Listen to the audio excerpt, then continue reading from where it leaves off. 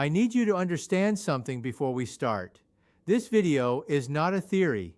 This is not speculation. This is not another channel trying to get your attention with a dramatic thumbnail and a vague promise.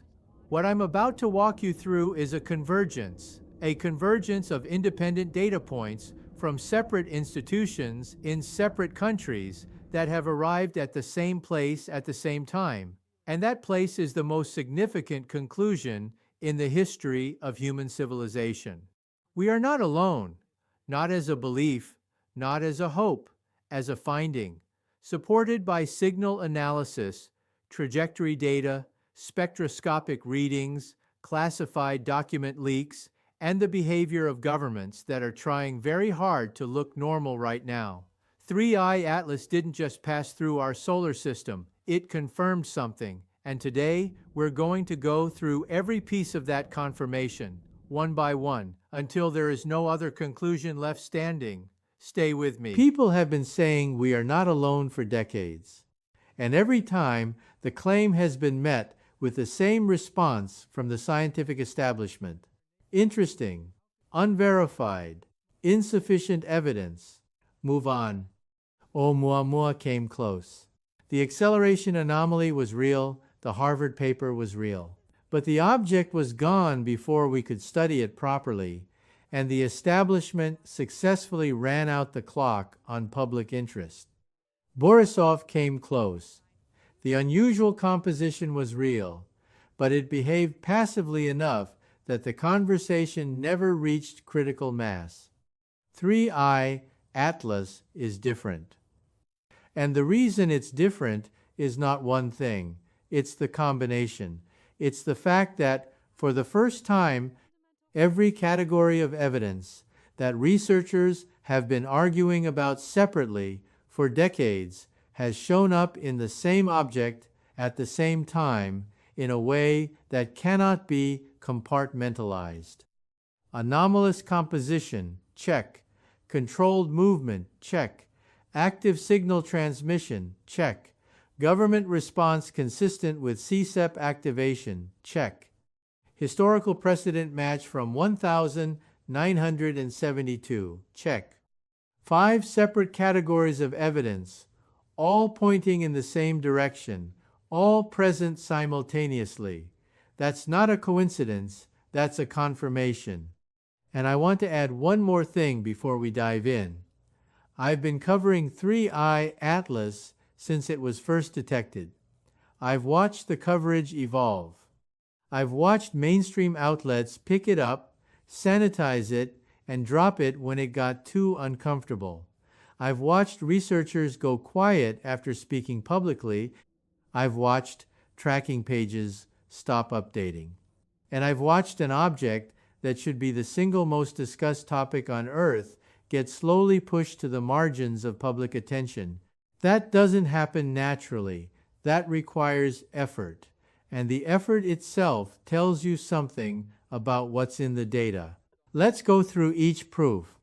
When the ESO's Very Large Telescope turned its spectroscopic instruments toward 3I Atlas, what came back stopped the team cold. Spectroscopy works by analyzing the light reflected or emitted by an object to determine its chemical composition. Every element produces a unique spectral signature. Every molecular arrangement produces a unique pattern. After a century of observations, we have an extraordinarily comprehensive library of what space objects look like spectrally: comets, asteroids, interstellar dust, remnants of dead stars. We know what they look like. 3I Atlas doesn't look like any of them.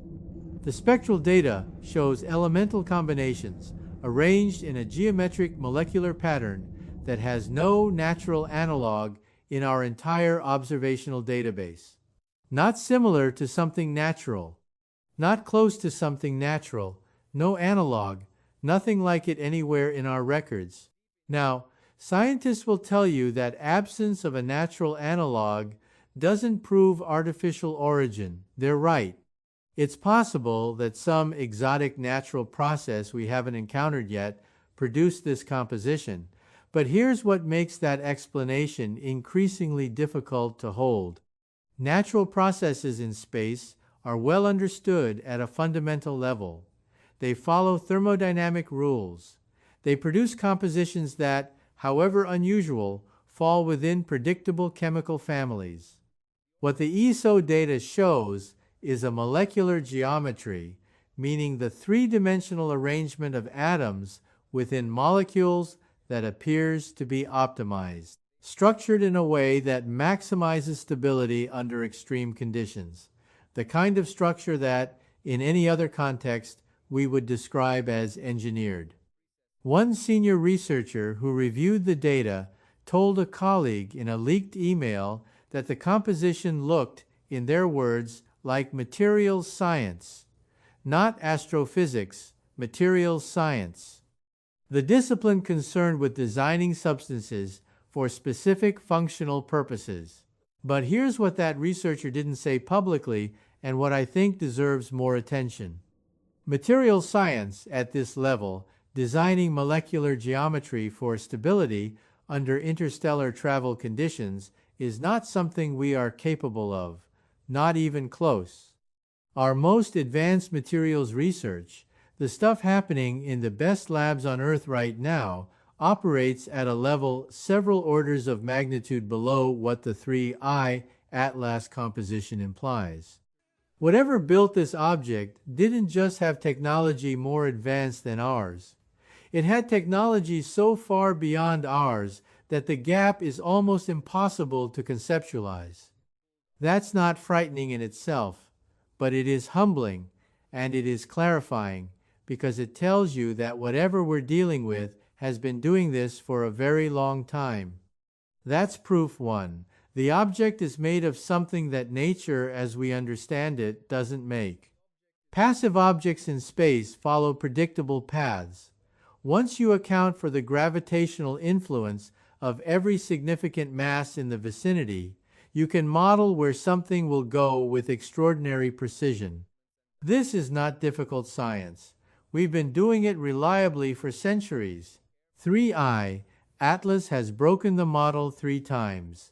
The first deviation was a deceleration, detected approximately 8 days after initial observation. The object slowed down, not because of any gravitational body, not because of solar wind pressure, which at that distance would be negligible for an object of its apparent mass. It slowed down because something caused it to slow down. The second deviation was a subsequent acceleration. 4 days after the deceleration, the object sped back up, again with no external physical cause that any model can account for. The third deviation is the one that removes all remaining doubt about passive physics, a microcorrection, a tiny but precise angular adjustment in the object's trajectory. The kind of adjustment that, if you were navigating a vessel through a solar system, you would make to refine your approach path. 3 independent teams modeled these deviations, one at Caltech, one at the University of Bologna, one at the Indian Institute of Astrophysics. All 3 teams reached the same conclusion independently. There is no passive physical mechanism that explains this movement profile. The object is being controlled. The Caltech team's internal communication, portions of which were shared with an independent researcher, described the movement pattern as consistent with what they called guided deceleration for orbital insertion, meaning the object may not be passing through, it may be slowing down to stay. And I want to sit on that phrase for a second. Orbital insertion. That's the term we use when we deliberately place a spacecraft into orbit around a body. It's a technical term with a precise meaning. When the Caltech team used it to describe 3I Atlas's movement, they weren't being dramatic, they were being accurate. The movement profile of this object matches what we would see from one of our own spacecraft executing a planned orbital approach. The difference is that no human agency launched this, and no human agency is controlling it. That's proof 2. The object is moving under control. We've talked about the 1/7-second pulse in previous videos. Today I want to go deeper, because what researchers are finding inside that signal goes beyond a simple repeating tone. The pulse itself is the carrier. The regular 1/7-second interval is the beat, but embedded within each pulse is a modulation, a subtle variation in the signal's amplitude and frequency that, when analyzed over multiple cycles, reveals a pattern within the pattern. A mathematician at a university in Prague, working independently with publicly available portions of the DSN data, published a preprint last week that received almost no mainstream coverage. In it, she demonstrates that the modulation within the 3i Atlas signal follows a base 1-2 numerical structure, not base 1-0, which is what humans use because we have 10 fingers, not base 2, which is binary and what our computers use, base 1-2. Base 1-2 is notable for one specific reason. It is the numerical system that several mathematicians and physicists have argued would be the most logical choice for a universal communication system, precisely because it has nothing to do with human biology. It's not derived from our anatomy. It's derived from mathematics itself. It's the system that any sufficiently advanced intelligence would converge on if they were trying to communicate with someone they'd never met. The preprint has not been peer-reviewed. The mathematician who published it is not famous. But her math has been checked by 3 independent reviewers who have confirmed the base 1-2 structure is genuinely present in the data. It is not an artifact. It is not noise. It is in the signal. And here's the layer underneath that. The base 1-2 structure, when mapped geometrically, produces a repeating shape, a shape that appears in the signal over and over across thousands of cycles.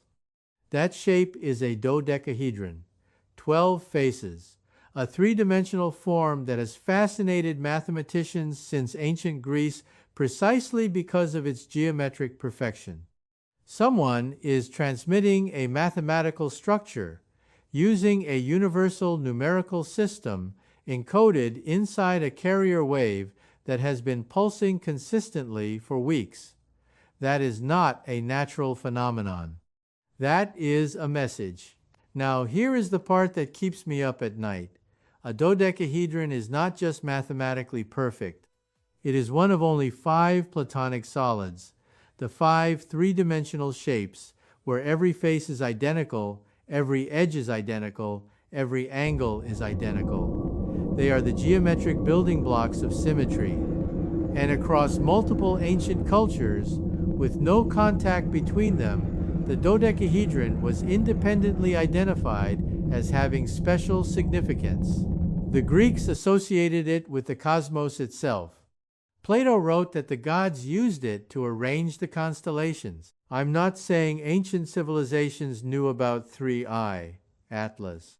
I'm saying that the choice of this specific shape transmitted across interstellar distances in a signal designed to be decoded is not random. It is a choice that points toward a shared mathematical reality. A common language built not from words, but from geometry. That's proof 3. The object is communicating, and it shows a shape that transcends culture. We've covered the Apollo 17 connection before, but today I want to focus on what the 1972 match actually proves, because I think most people haven't fully processed the implication. The signal detected near the moon in December 1972 pulsed every 17 seconds. The signal from 3i Atlas pulses every 17 seconds, same interval, 52 years apart. Now, one of the counter-arguments I've seen in the comments is that 17 seconds could be a coincidence, that there's nothing special about 17, that 2 unrelated signals could share an interval by chance. Let me address that directly.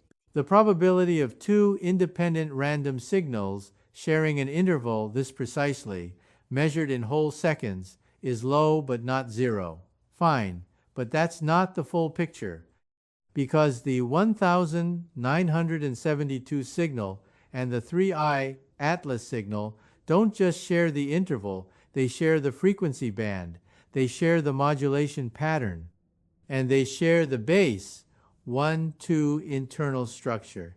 All four characteristics simultaneously across 52 years.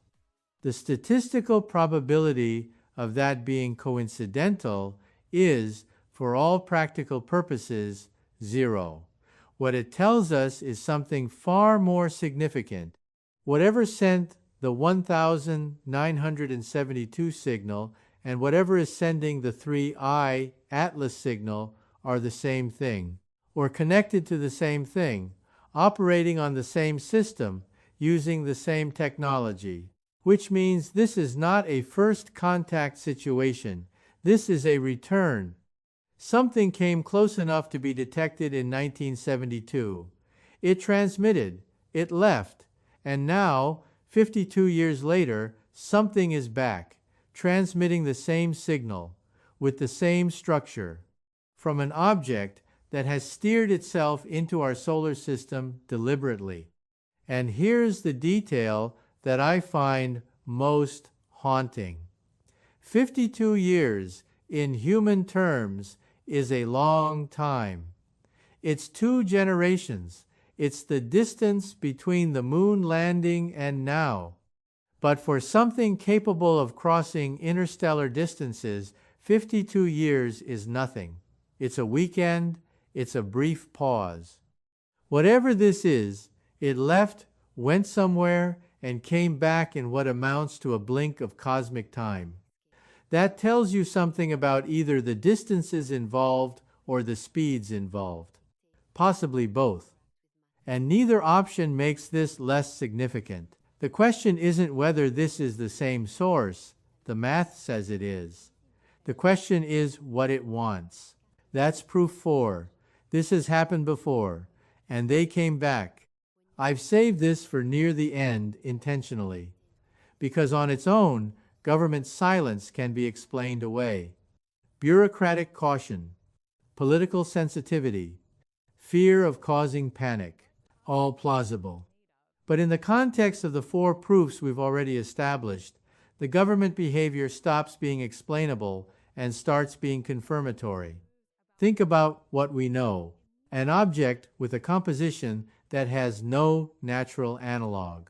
3 controlled velocity changes. An active signal with a mathematical structure encoded in base 1, a perfect match to a classified 1972 detection.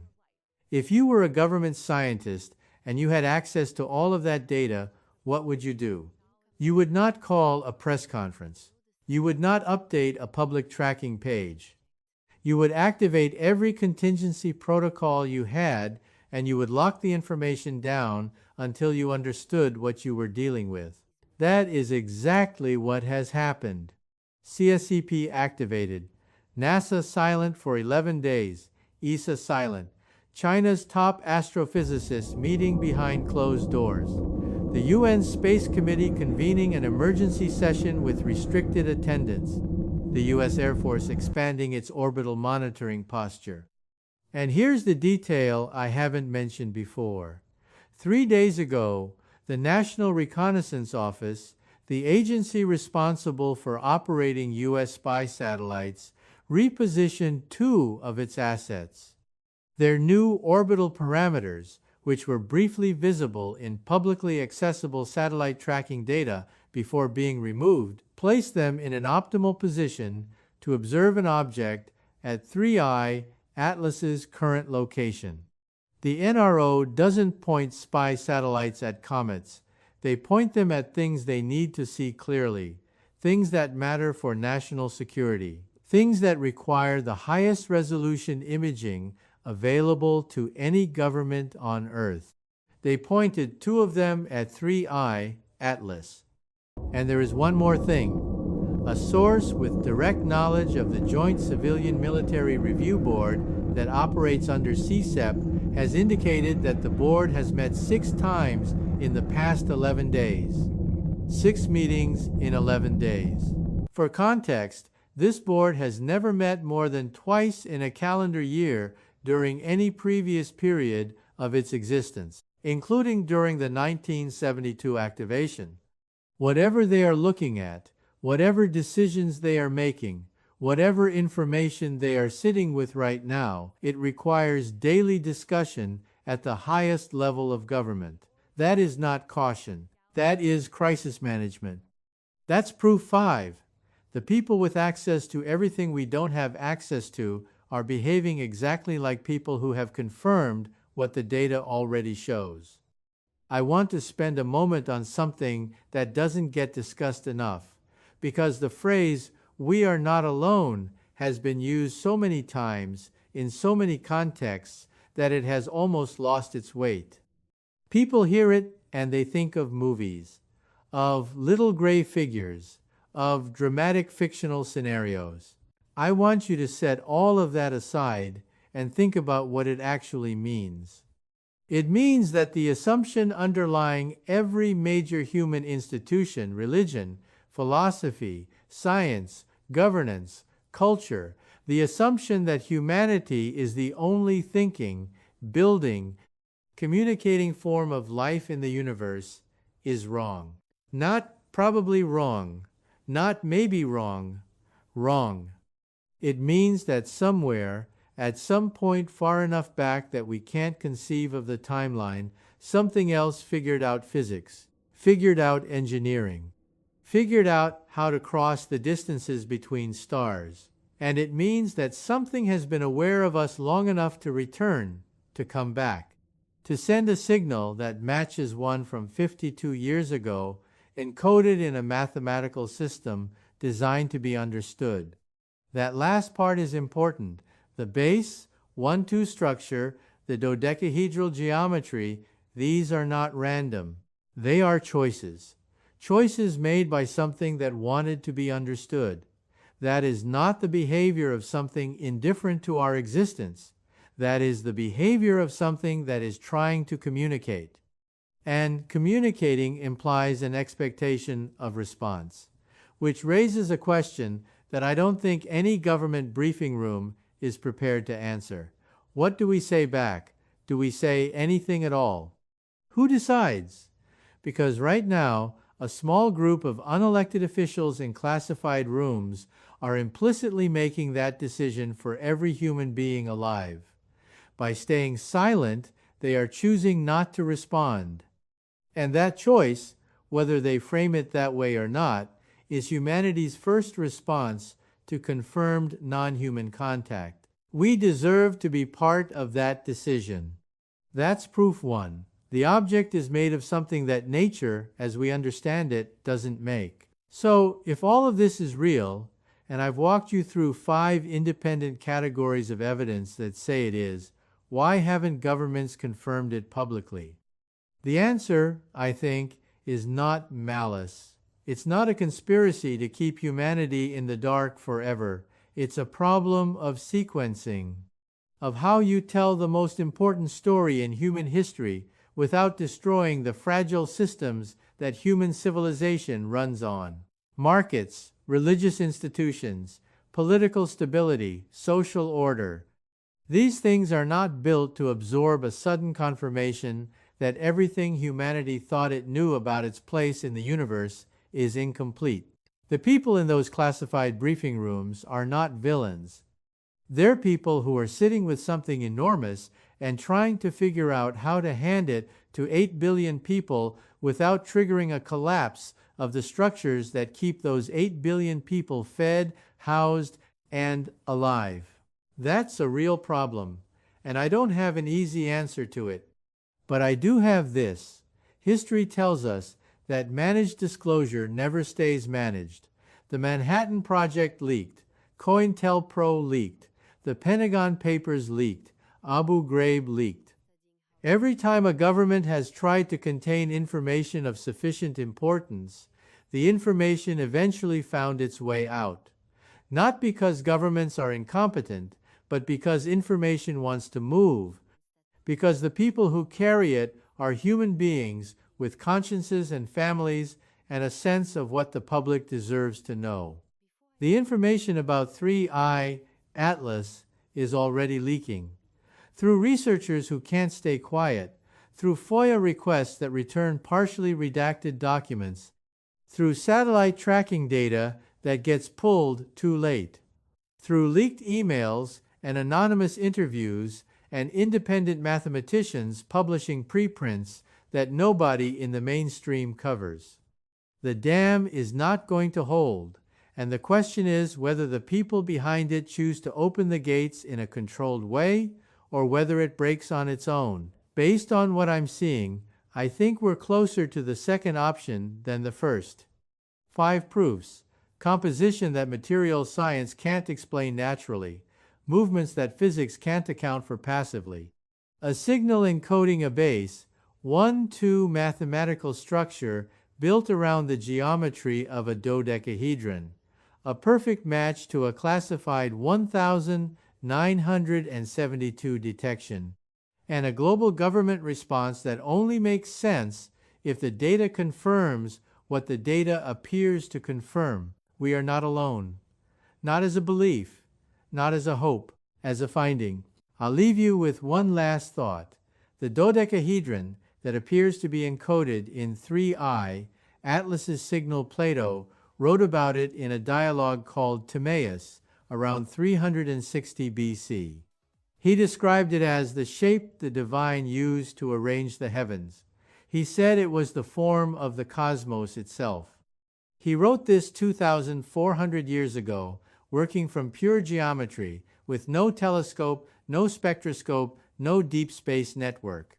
And now, in 2025, an object from outside our solar system is transmitting that same shape, in a mathematical language designed to be universal, to anyone in this solar system capable of receiving it.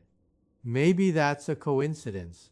Or maybe some shapes are so fundamental that they transcend the distance between civilizations entirely.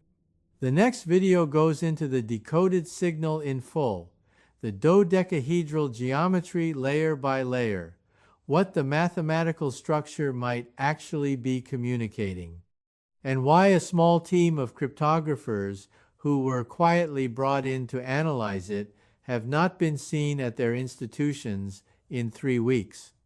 Subscribe. Share this with someone who is ready to hear it, and drop a comment telling me what you want me to cover next. Because whatever comes next, disclosure, contact, something we don't have a word for, yet you're going to want to have been paying attention from the beginning. Stay with me.